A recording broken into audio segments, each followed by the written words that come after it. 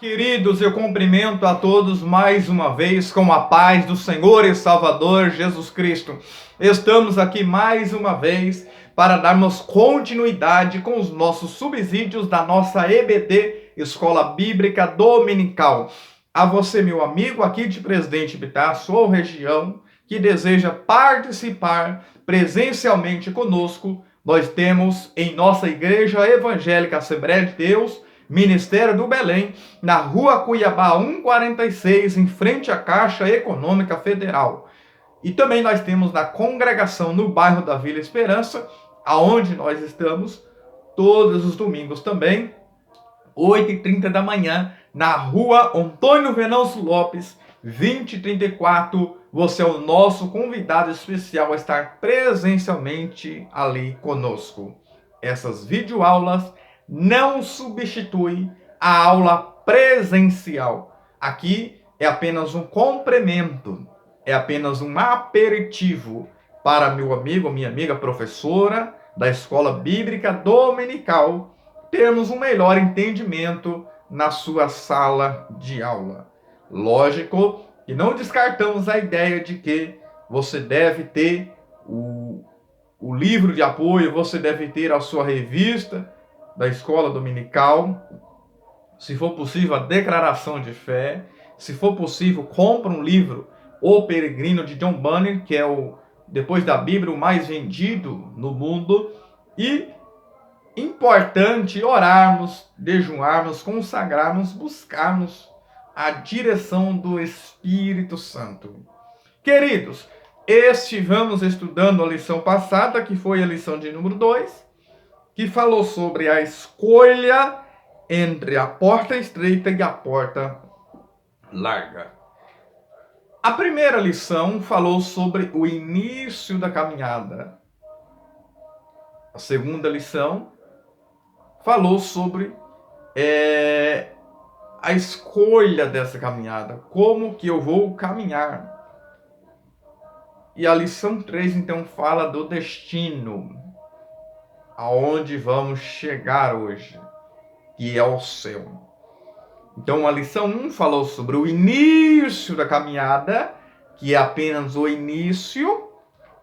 A lição 2 fala, então, dessa caminhada.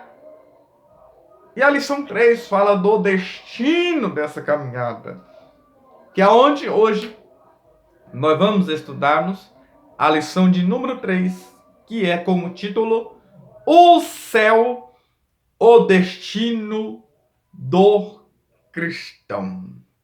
Queridos, esta aula vai ser muito boa, muito gloriosa. Haja vista, nós vamos ter a lição de número 13, que vai falar sobre a cidade celestial. Nós vamos ter 2 lições que vai falar sobre o céu. Hoje, e tanto a lição 13, que vai ser mais descritiva, é apenas um vislumbre daquilo que Deus tem preparado para nós. Porque a Bíblia diz que aquilo que o olho não viu, nem subiu o coração do homem, são a que o Senhor preparou, mas Deus revelou pelo Espírito Santo. Nós temos o Espírito Santo, mas a nossa visão ela é limitada. Nós só vamos conhecer o céu em toda a sua plenitude quando chegarmos lá. E para chegar lá, queridos, existe um processo. Existe um processo. Primeiro, eu preciso ser justificado por Deus. São esses 3 procedimentos. E depois tem mais 3 também, que eu vou lhe explicar. Primeiro é a justificação. Romanos 5:1. Sendo, pois, justificado, temos paz com Deus. Justificação, ela veio de Cristo Jesus sobre a minha e a sua vida. E nos traz paz com Deus, unidos a Deus. Segundo, é a santificação. Eu fui justificado, eu preciso me posicionar para a santificação, como diz Hebreus 12:14. Sem santificação, ninguém verá o Senhor. É impossível, queridos, nós falarmos sobre o céu e não falarmos sobre santificação. Eu devo me manter uma vida pura, consagrada, dedicada a Deus. Porque no céu não entra pecado. É o que diz o hino 422. No céu não entra pecado, não entra. E o terceiro processo é a glorificação, que é no estado de glória. Que também entendemos que no início da nossa caminhada, além de nós termos os três companheiros da nossa caminhada, o Pai, Filho e Espírito Santo, uma vez que eu aceitei a Cristo Jesus, que eu nasci de novo, eu preciso me posicionar, é a santificação posicional em Cristo. O segundo processo da santificação é a progressiva. Que eu sempre digo que a santificação progressiva é a mesma coisa de você acordar cedo e olhar diante de um espelho. Quando você olha no espelho, você vê algumas coisas que precisa limpar no olho, arrumar o cabelo, não é isso? Escovar os dentes. Então, quando você olha no espelho, você vê o que precisa ser arrumado, organizado. Então, a santificação progressiva é o mesmo que nós olharmos para a palavra de Deus. Olhar para a palavra de Deus, que reflete nós, como espelho. Não posso ser um ouvinte esquecido. Igual quando eu olho no espelho, depois quando eu saio eu já esqueço. Mas eu preciso ter a palavra como iluminação da minha vida.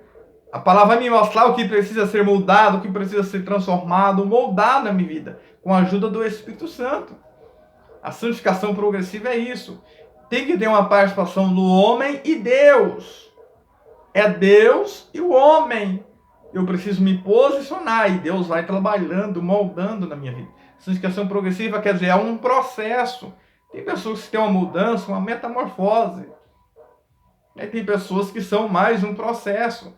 E nós ainda estamos nesse mundo. Nós estamos sujeitos a pecar. Nós não somos impecáveis. Que nem os anjos foram criados porque Satanás se rebeliou. Mas nós somos pecadores. Que não podemos ser depravados. É o pecado do dia a dia, que se for muito grave, precisa ser tratado. Vem as consequências. Porque somos livres a escolher, a pecar, mas não somos livres das consequências, somos livres a escolher, mas escravos das consequências. É a santificação progressiva. Aí vem a final, a definitiva, a completa, que é só lá no céu de glória.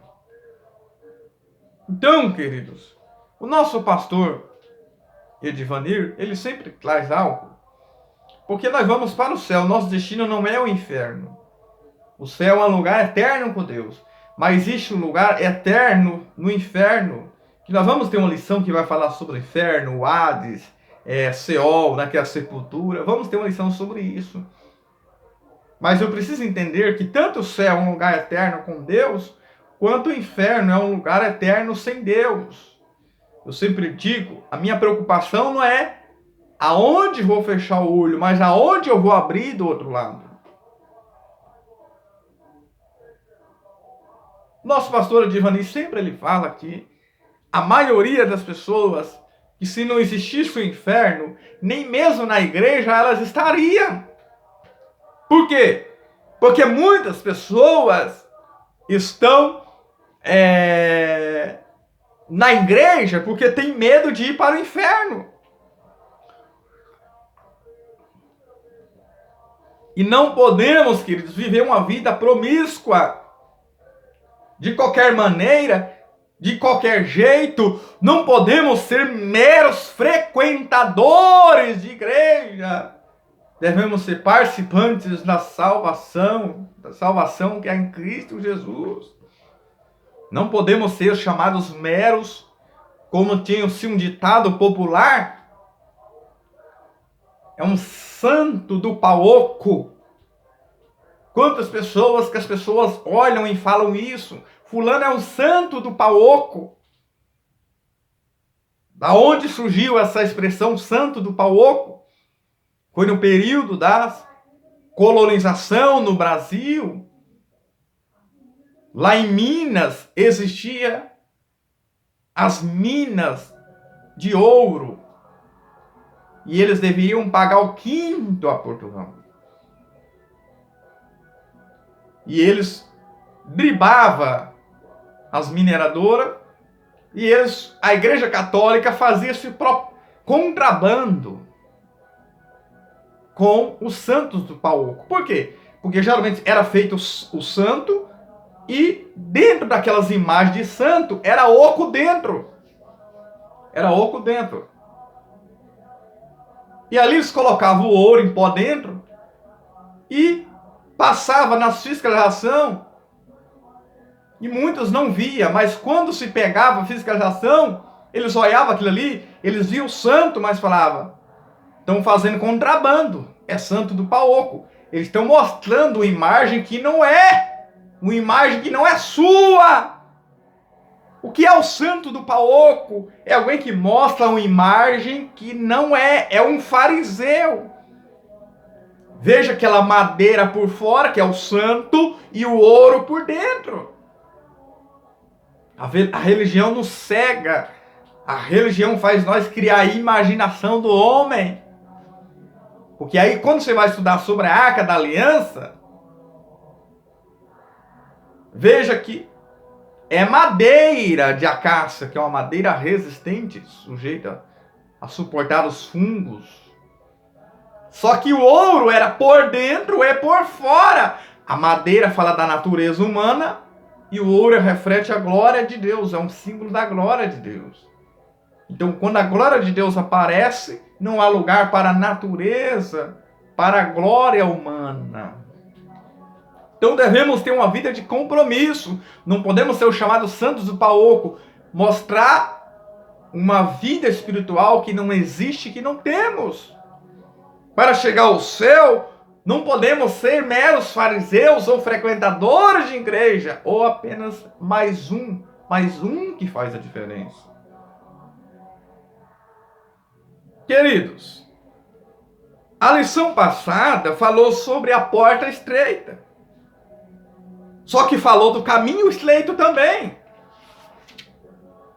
Jesus falando isso, tanto lá em Lucas 13 ou Mateus 7, Jesus tinha conhecimento da geografia ali em Jerusalém, Israel. Ali em Israel, Jerusalém, existia toda a murada, mas existia portas grandes que deveriam ser resistentes, e existiam as portas pequenas. Que, quando as pessoas vinham de viagem, ou os camelos, eles vinham com a bagagem. E os camelos, para passar naquela porta, deveria tirar toda a sua bagagem. E uma pessoa comum passava de maneira comprimida, se esforçando para chegar ao outro lado. Quando Jesus ele fala para nós entrar pela porta estreita, é que devemos se esforçar. É que vamos passar tribulações. É que vamos passar luta. Vamos passar dificuldade. O ego tem que ser renunciado. O orgulho, a soberba tem que ter uma renúncia. Jesus não obriga ninguém, como ensina a doutrina da predestinação. Você foi predestinado para ser salvo, você não precisa fazer nada, você vai ser salvo. Você foi predestinado para condenação, não há nada que fazer, você já foi predestinado. Isso é um engano. Porque Jesus deixou o homem livre para escolher o livre-arbítrio. Tem a soberania divina e o livre-arbítrio do homem. Nós lemos Deuteronômio 30:19, que fala que o caminho proposto. Veja que Ló escolheu Sodoma e Gomorra, Mateus 11, 28, Jesus fala: vinde a mim, tomai sobre vós o meu jugo. Mateus 16, 24, 25. Se alguém quiser vir a mim. Jesus não obriga ninguém, queridos. É se eu querer, porque a salvação é o querer de Deus com o querer do homem.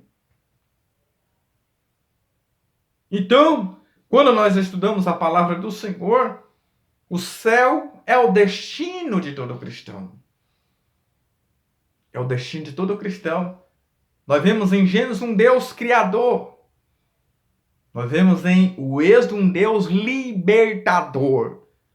Nós vemos em Levítico um Deus que merece adoração. Em Levítico nós vemos a diaconia, o serviço e a adoração a Deus. E em Números, esse povo que adora, esse povo que glorifica, esse povo que serve, deve ser de maneira organizada. Em Deuteronômio nós vimos a jornada do povo de Israel. E depois vem a repetição da lei para entrar em Canaã. É o destino. É o destino. E nós vamos para Canaã. Canaã celestial. Jesus, então, ele quer que entremos pela porta. A porta como uns filtros. Ela nos filtra. Fala de comunhão, fala de intimidade. A porta é estreita. O caminho é também, como diz o louvor da cristão. Se a porta é estreita. Não, se o caminho é estreito, a porta é também. Se o caminho é estreito, a porta é também. Tem muitas portas que é estreita, mas o caminho é espaçoso. Mas o que Jesus falou é: a porta é estreita e o caminho também. Então, uma pessoa comum, existia uma porta lá em Marcos, capítulo 10, vai falar sobre isso, porque eu quero explicar algo para vocês aqui. Por quê? Porque eu sempre na minha meninice, eu achava que, quando Jesus falou lá em Marcos 10, 25, olha só, é mais fácil passar um camelo pelo fundo de uma agulha do que entrar um rico no reino de Deus. Então eu sempre falei, não pode. Eu achava que era uma agulha de linha de costura e uma agulha normal. E eu pensei, meu Deus, mas uma linha já dá trabalho para passar, imagina um camelo. Então você estuda a história, a geografia de Israel, você vai ver que lá em Israel, olha só, existia também uma porta chamada fundo de agulha. E nessa porta as pessoas entravam comprimidamente, camelo tirar a sua bagagem, temos que tirar toda a nossa bagagem, aflito, discussões, o velho homem, tem que tirar, lançar tudo para trás. Quem está em Cristo, nova criatura é. E uma pessoa normal tinha que passar de joelho, que nos mostra humilhação, quebrantamento, quebrar o orgulho, reconhecer o senhorio do Senhor. Então, quando fala que é mais fácil passar um camelo pelo fundo de agulha do que entrar no reino de Deus, um rico, está dizendo que é quase impossível um rico ser salvo por causa da sua confiança no dinheiro. Mas tem muitas pessoas ricas que não são avarentas. É diferente. Então é importante nós entendermos isso. Então, quando Jesus fala isso, ele fala que nós devemos nos esforçar para entrar pela porta estreita e também o caminho apertado, porque largo e espaçoso é o caminho que leva à perdição, que é o liberalismo religioso. Tudo pode, é o caminho largo. Não, isso é pecado para você, para mim não, é o relativismo, é o caminho largo. E hoje nós vemos louvores que não se fala do céu, são louvores materialistas, são louvores egocêntricos. No livro Peregrino, se você ler, você vai perceber que uma luz leva ele, direciona até a porta estreita. É a luz, a palavra do Senhor, nos direciona até essa porta estreita. Ilumina, que é a palavra, Salmo 119, 105. Lâmpada para os meus pés, a tua palavra e luz para o meu caminho. Jesus fala que muitos é o que entra. Então uma maioria entra pelo caminho largo, pelo caminho espaçoso.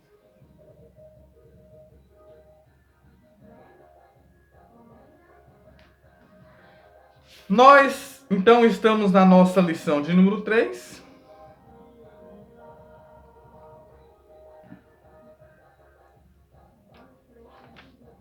O céu, o destino do cristão. Quando fala sobre o céu, queridos, 1 Reis 8, 27, 2 Crônicas 6, 18, diz que Deus habita no céu dos céus. Este, o céu dos céus, não pode conter. Céu na Bíblia sempre aparece no, dependendo do contexto, singular ou plural. Lá em 2 Crônicas, o 1 Reis 8, 27, fala céu dos céus. É o que diz, olha só. Céu dos céus. 1 Reis 8. 1 Reis 8, versículo 27. Mas de fato habitaria Deus na terra? Eis que os céus e até o céu dos céus não pode conter, quanto menos essa casa que edifiquei. Aqui é a oração de Salomão. Então, céu, quando se falamos em céu na Bíblia, ele sempre aparece no plural. Porque não existe só o céu, um céu. Quantos céu existe? Vamos ver. Quando falamos sobre céu, eu trabalho isso na escatologia. Existem 3 céus. O primeiro céu em grego é chamado de céu Ouranos, ou céu aéreo ou atmosférico. É esse céu que você já olha para cima, você já visualiza ele. Você vai ver isso em Gênesis capítulo 1. E o segundo céu que vemos é em grego chamado Messouranen, significa ao meio do céu, ou céu estelar, sideral, planetário, astronômico, onde fica o Sol, a Lua e as estrelas. É o céu planetário, aonde esses astronautas viajam e vão fazer pesquisas ali. É o céu intermediário, é o que está ao meio. Mas o terceiro céu é Epourâneos, céu celestial, de cima dos santos, morada de Deus, terceiro céu, também chamado de paraíso. Queridos, então, existem os 3 céus biblicamente. Quem quiser ensinar 7, ensina, mas não temos base bíblica para isso. Essa é a definição de céu, né, que é Shamaim em hebraico. Porém, ponto 2, o céu conforme o ensino de Paulo. Queridos, nós ainda não estamos no céu, nós vivemos na terra, mas temos que viver como se vamos para o céu, e tudo que nós usamos aqui, toda a nossa força, poder que vem da onde? Vem do alto, vem de Deus. Veja só. Por isso, diz aqui, vivendo em Cristo, quem desenvolve um relacionamento na esfera do reino de Deus. Veja só, ainda que não tenha ido para o céu, está na revista, professor, leia isso. Ainda que não tenha ido ao céu, toda a sua vocação é celestial no presente momento da sua vida. Dessa forma, o poder que está em sua vida vem do céu e o habilita a vencer a cada dia. Nós estamos no céu, mas nós recebemos o poder que vem do céu, que vem de Deus, é que nos habilita para vencer a cada dia, para vencer o diabo, o mundo, o pecado. É o que nos dá força. Vem de Deus. Oxalá se não fosse o Espírito Santo. Pare e pense, e agora? Se não fosse o Espírito Santo, como seria a igreja? Como seria a igreja? Pare e pense um pouco. Expulsação de demônios, conversão de almas, vida sendo restaurada, famílias construídas, libertas, para a glória do Senhor, almas sendo salvas. É isso. Nós não estamos, mas o que temos nos habilita, que vem do céu, nos habilita para vencer. O alvo do cristão. Colossenses 3:2 fala que devemos pensar nas coisas do alto, pensar nas coisas de cima. Nós vivemos hoje um mundo materialista. Um mundo ilusório, um mundo de passageiro, as pessoas só pensam no ter, não no ser. Estamos vivendo dias em que estão amando, porque por certo é amar pessoas e usar coisas, mas os dias de hoje estão fazendo o quê? Estão amando coisas e usando pessoas. Recentemente nós vimos aí uma coisa assustadora, uma pessoa levando uma pessoa que já está morta, pegando na sua mão para assinar, para fazer um empréstimo, para pegar dinheiro com a pessoa já morta. Isso é o mundo que estamos vivendo. Esse é um mundo materialista, é um mundo egocêntrico. O nosso alvo é o céu. Efésios 2,19. Temos que viver a plenitude dessa cidadania. O cristão peregrina para o alvo perfeito, absoluto, em que finalmente terá o corpo batido, transformado conforme o corpo glorioso de Jesus Cristo. O que é cidadania? É um direito de entrar e sair em algum lugar. Paulo tinha a cidadania judia, né? Romana, grega. Ele tinha 3 cidadanias que daria liberdade a ele, daria alguns privilégios a ele, alguns direitos. E isso é muito importante. Nós temos a cidadania divina. Queridos, então, a cidadania vai nos dar liberdade de entrar ao céu. Tópico 2. A descrição do céu segundo o livro de Apocalipse. O novo céu e a nova terra. Sabemos, queridos, que vai ter um novo céu, uma nova terra. Apocalipse 21 vai dizer que o mar, 21, o mar já não existe. O mar fala de sofrimento, no céu não vai ter mar. Veja que a partir de Apocalipse 6 desenrola desordem, tribulação, juízo. O apóstolo Pedro falou sobre isso, nova terra. Isaías, no Antigo Testamento, profetiza. Apocalipse 21 fala que sim, Deus vai fazer coisa nova. Esse céu que nós vamos ver aí, estamos vendo, esse céu vai ser destruído, vai ser enrolado como um livro, como vemos aí em Hebreus, como um pergaminho se enrola. Jesus disse em Mateus 24, 35, passará o céu e a terra, mas as minhas palavras não hão de passar. Ah, mas lá em Eclesiastes 1,4 diz que uma geração vai, uma geração vem, mas a terra para sempre permanece.